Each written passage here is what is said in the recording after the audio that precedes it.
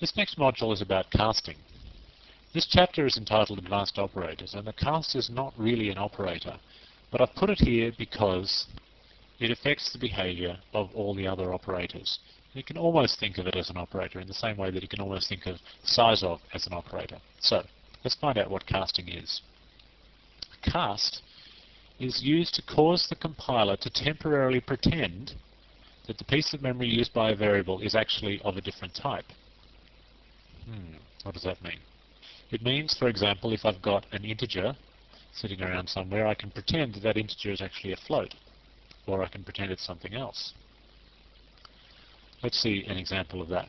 If you have x is equal to 13, now, what's going to happen here? I want to print out the value of x divided by 2. Now, obviously, x divided by 2 is 6.5. But if all I did was the following, x divided by 2, that final line of code on the screen, then I wouldn't get 6.5, I'd just get 6. Remember, because C always lops off the decimal places when you're doing integer division, and x is an integer, and 2 is an integer, and an integer divided by an integer will always give you an integer. In this case, it gives you 6.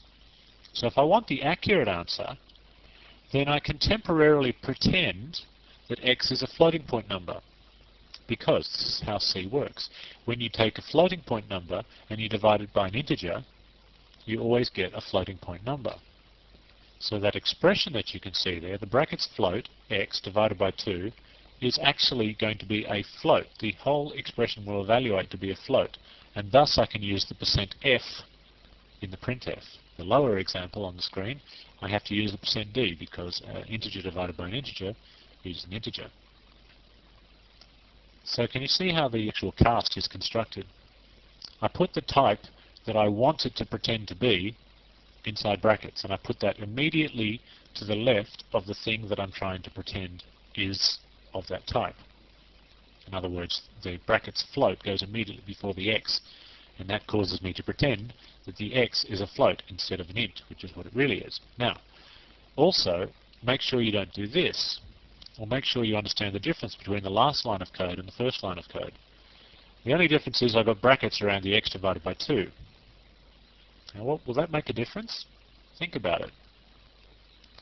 When you put brackets in, the thing inside the brackets always gets evaluated first. So, the very first thing that's going to happen here is x will be divided by 2. Remember, x is an integer, and so is 2. So, x divided by 2, in this case, because it's all happening inside the brackets, and it's all happening first before anything else, in other words, before the cast, x divided by 2 is simply going to be 6.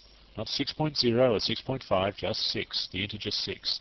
And then that result, the 6, is going to be converted into a float.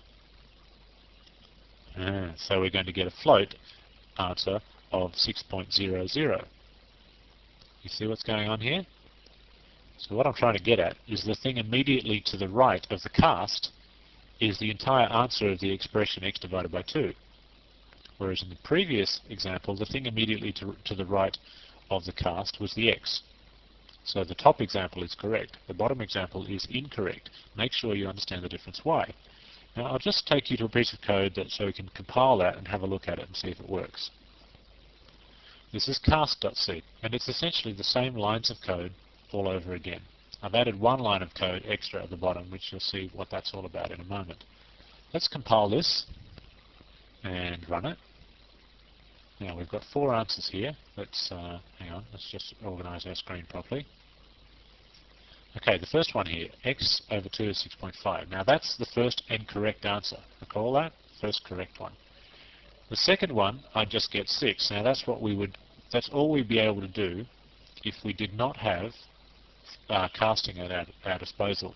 Now yes, you're right, we could create another variable called, say, answer, and we could say, make that a float, and we could say x divided by 2, answer equals x divided by 2.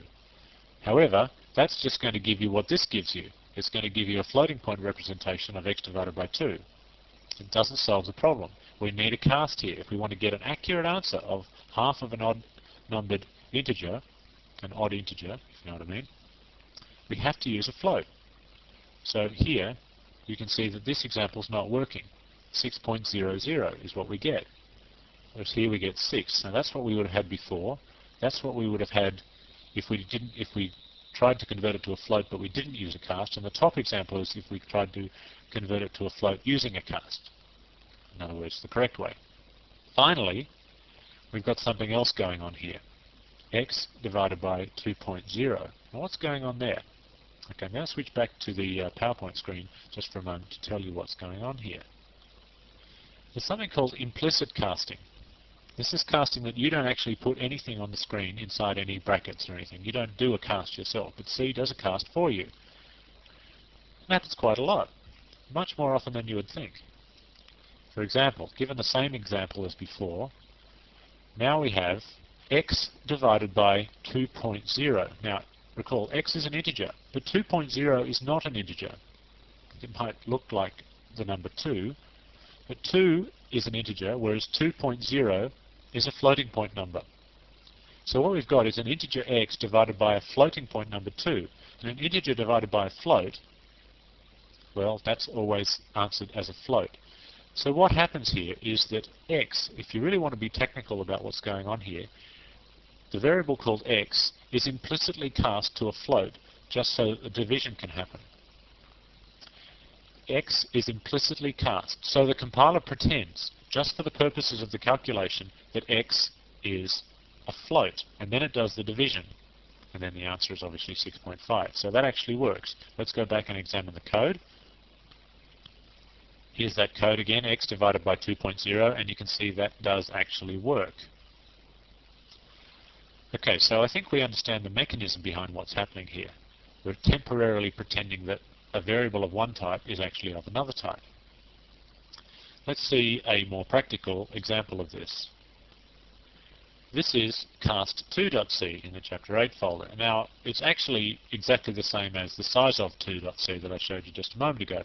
Remember the one that adds up all the things in the array, gives you their total, and gives you their average.